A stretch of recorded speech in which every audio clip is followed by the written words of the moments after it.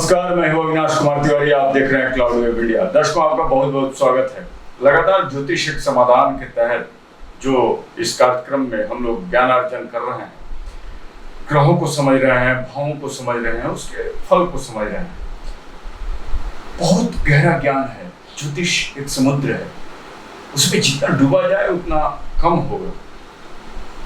लेकिन फिर भी हम कुछ अगर जान पाए, कुछ समझ पाए, तो जीवन में जो उतरेगा वो सटीक उतरेगा और जीवन को हम सुचारू रूप से चलाने में ज्योतिष के सहयोग से सक्षम हो पाएंगे। और उसमें हमें ध्यान देना चाहिए, क्योंकि ज्योतिष एक सुगम मार्ग है और उस मार्ग को प्रशस्त करने के लिए एक ज्योतिषाचार्य का अहम योगदान होता है। और ऐसे में हम उन मार्गों का अवलोकन अवश्य कर रहे हैं। लगातार आज फिर इसी अवलोकन के तहत हमारे साथ सम्मिलित हो रहे हैं इस कार्यक्रम को लेकर के ज्योतिषाचार्य पंडित वीरेंद्र कुमार दुबे जी। आपका बहुत बहुत स्वागत है। आपका भी बहुत बहुत स्वागत है और क्लाउड वेब इंडिया के सभी दर्शकों को भी एक बार फिर से स्वागत। बहुत सारी बातों को आपने बताया है पंडित जी। आज हम ये जानना चाहते हैं कि चंद्रमा जो है, चंद्रमा के 12 भाव में स्थिति क्या रहती है और कैसे वो फलीभूत हमें उस स्थिति से होना पड़ता है, इसके बारे में जानना चाहेंगे। तो सर्वप्रथम चंद्रमा अगर प्रथम भाव में रहे, लग्न भाव में रहे, तो उसका क्या प्रतिफल रहेगा हमारे?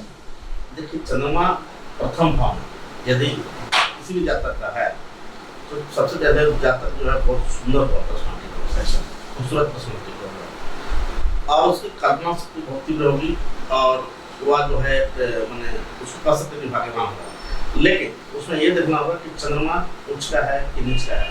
और चंद्रमा उच्च का हो गया तो जैसे भगवान श्री कृष्ण, जैसा कि श्री कृष्ण की जन्माष्टमी आ गया, कृष्ण का जन्म जो है चंद्रमा में उच्च का लग्न में चंद्रमा बैठा हुआ है, 16 कलाओं से श्री कृष्ण जी थे। तो जिस व्यक्ति के अगर 20 लग्न में 20 राशि का उच्च का चंद्रमा का लग्न हो गया तो ऐसे व्यक्ति का राज जो होता है पूरा 16 कलाओं से विभूत होता है, संसार का सारा सुख सुविधा ऐसा प्राप्त होता रहता है, ऐसा जातक सुंदर होता है। यदि चंद्रमा लग्न में नीच का हो गया तो ऐसे व्यक्ति मानसिक सुख का विक्षिप्त होता है, लेकिन फिर भी चंद्रमा लग्न में बैठ के अच्छा ही फल देता है। अब ये देखना है कि चंद्रमा का लग्न ग्रहण बना रहा है तो उसमें क्या परेशानी होगी, ये देखना पड़ता है। लेकिन कुल मिलाकर अगर देखा जाए तो चंद्रमा लग्न में अच्छा होता है। हाँ, अगर सिंगल अकेला चंद्रमा का लग्न बैठा है तो 24 से 28 वर्ष की आयु तक व्यक्ति को आर्थिक और मानसिक परेशानी से जूझना पड़ता है और उसको इशारा करना पड़ता है। ये प्रथम भाव दर्शाता है। चलिए, लगे हाथ ये सवाल भी मैं कर ही लेता हूँ आपसे। चंद्रमा अगर शनि के साथ हो जाए या फिर शनि की दृष्टि पड़ जाए, कोई भी दृष्टि, तीसरी, 7वीं, 10वीं, कोई भी दृष्टि पड़ जाए तो क्या प्रतिफल होगा उसका? देखिए, चंद्रमा शनि के साथ विष होता है, ठीक है। लेकिन अगर 20 राशि का चंद्रमा 20 में लग्न में अगर बनता है या कारक ग्रह में अगर विष बनता है या मतलब कि जैसे कहा गया कि अगर कुंभ राशि का, कर्क राशि का चंद्रमा विष निर्माण करता है लग्न भाव में, तो ऐसे व्यक्ति को राज होता है, वहाँ विष खत्म हो जाता है, राज बनता है और ऐसे आदमी उच्च स्तर को प्राप्त होता है। हाँ, रही बात कि अगर चंद्रमा छिने का है, लग्न में चंद्रमा के साथ शनि बैठ गया तो ऐसे आदमी डिप्रेशन में आकर सुसाइड तक करने की सोचते हैं। लेकिन यदि चंद्रमा उच्च का और स्वराज का या मित्र राशि का राज्य को निर्माण करता है, चंद्रमा शनि की युति विपरीत परिस्थिति में संघर्ष करने की, निर्णय लेने की तीव्र क्षमता ऊपर होता है। चलिए, ये लग्न भाव की बात हुई। अब हम जानना चाहेंगे कि द्वितीय भाव में चंद्रमा की स्थिति कैसे हमें प्रभावित करती है? द्वितीय भाव में चंद्रमा लाभ के हिसाब से ऊंचा बना देता है और द्वितीय घर का चंद्रमा श्रेष्ठ फल देता है। जिस व्यक्ति के द्वितीय घर में चंद्रमा बैठा हुआ है ऐसे व्यक्ति धनवान और उपवान होते हैं और उनको जल यात्रा, विदेश यात्रा का भी योगदान होता है। धन की कभी कमी होती है और मीठा पानी होता है, अच्छे कुटुंब होते हैं, सभी से उनका रिलेशन अच्छा होता है और उनको निरंतर आर्थिक विकास होते रहता है। द्वितीय घर का चंद्रमा श्रेष्ठ फल देता है। यदि चंद्रमा उच्च का द्वितीय घर में बढ़ जाए या स्वराज का बढ़ जाए तो उत्तम होता है।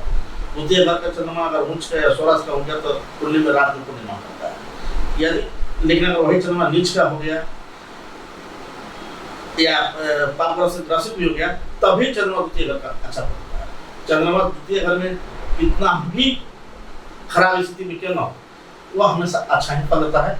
और जिसका द्वितीय घर में जिस जातक का द्वितीय घर में चंद्रमा है वह बहुत भाग्यशाली है, अपने आप को धन्य समझे, उस धन की सफलता निरंतर बढ़ता चले। पराक्रम भाव में चंद्रमा अगर बैठा हुआ हो तो क्या पराक्रमी बनने का संयोग बनता है क्या?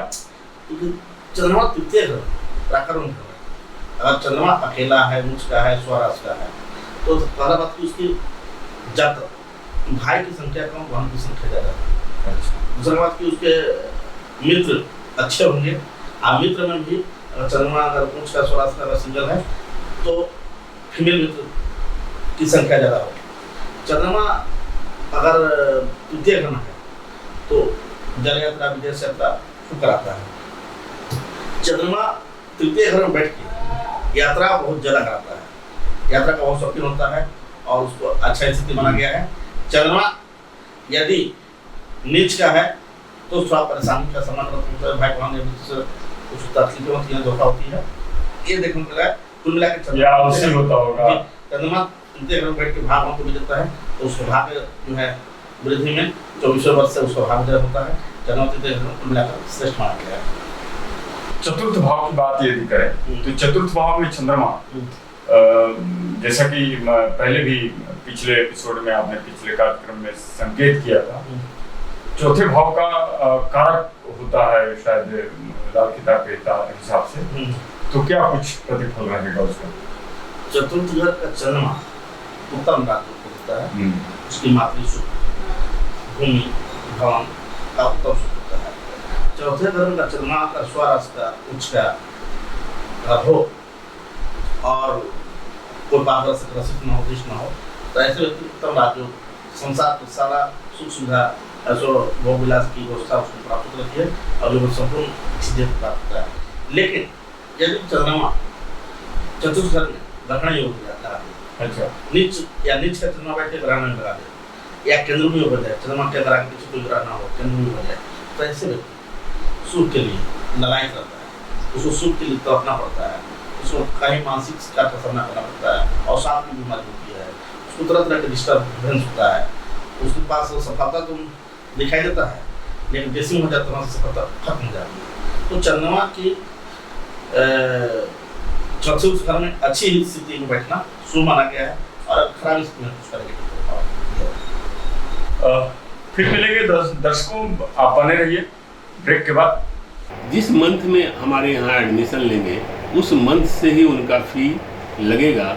ये कि आप बिमला पांडे मेमोरियल ज्ञान निकेतन में ही बच्चे का एडमिशन करवाएं और इस सत्र में जो लाभ मिल रहा है उसको उस लाभ को आप प्राप्त करें जिससे आपके बच्चे का भविष्य उज्जवल हो।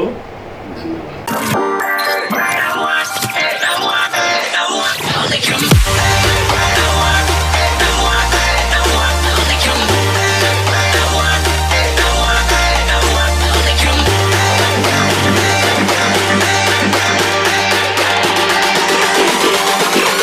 Setting this at maximum power.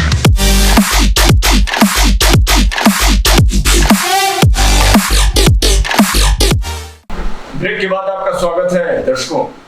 चंद्रमा प्रत्येक भाव में कैसे अपने आप को रखता है, किस स्थिति में कैसे हमें प्रभावित करता है उसके बारे में चर्चा हो रही है। चंद्रमा अगर पंचम भाव में हो पड़ी तो हमारी मन स्थिति पर क्या प्रभाव पड़ता है? चंद्रमा पंचम भाव में बहुत ही सुख माना गया है।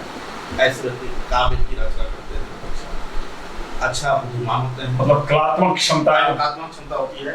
अगर चंद्रमा उच्च का या स्वराज का पंचम भाव में हो तो इस व्यक्ति की कल्पना शक्ति जो होती है उसे संतान तो मैं जैसे कि मेल फीमेल में फीमेल संतान की व्यक्ति को ज़्यादा होगा, मैंने अगर संतान होगा तो लड़की कम लड़कियाँ ज़्यादा होंगी।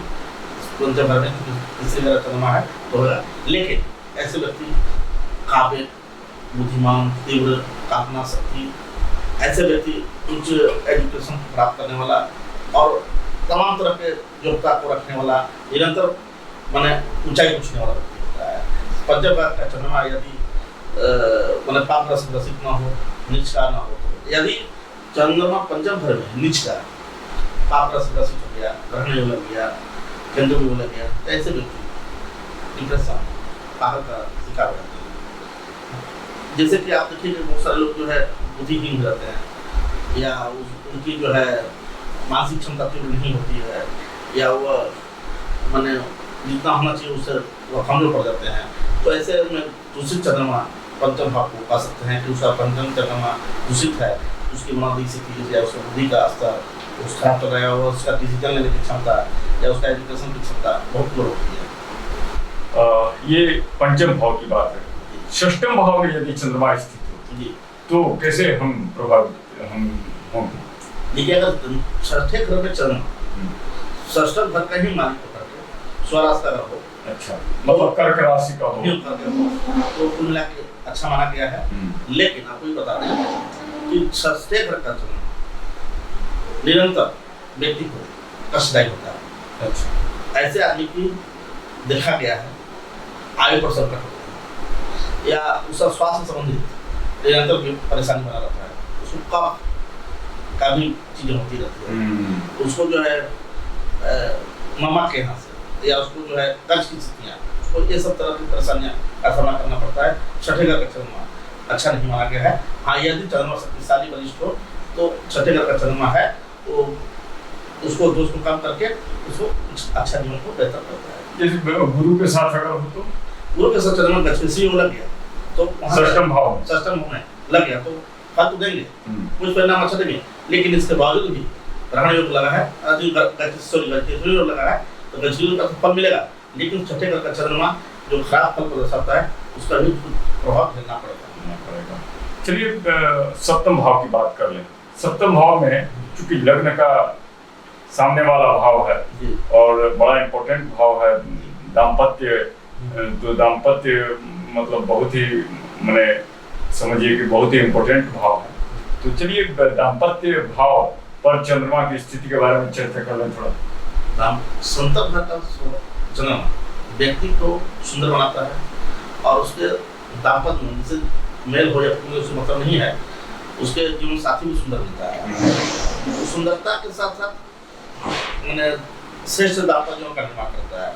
उसके साथ साथ दाम्पत्य जीवन के साथ साथ अगर चंद्रमा उच्च का या स्वराज का या बलिष्ठ या मुद्रा योग का निर्माण अगर करता है तो ऐसे व्यक्ति का दाम्पत्य जीवन के साथ साथ व्यवसायिक जीवन, अच्छा, सप्तम घर को दाम्पत्य के साथ साथ व्यवसायिक जीवन को भी दे सकते हैं, तो व्यवसायिक जीवन को भी बहुत उत्तम ले जाता है और अच्छा प्रोग्रेस कराता है, और ऐसे आदमी का जीवन अवसर बहुत बेहतरीन होता है और बहुत अच्छा कर सकता है।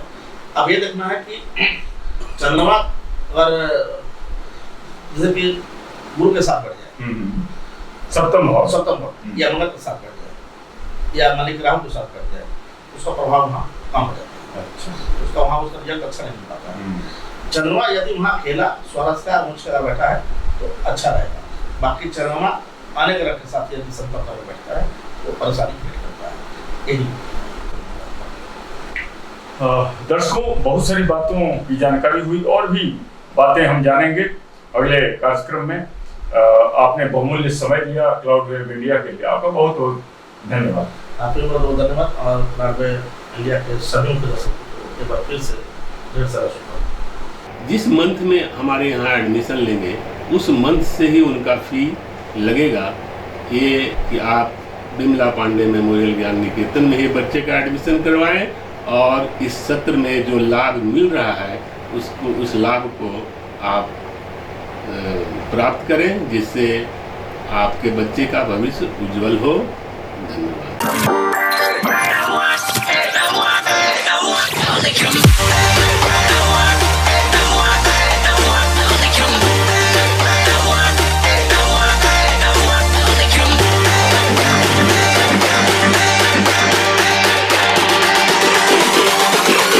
Setting this at maximum power.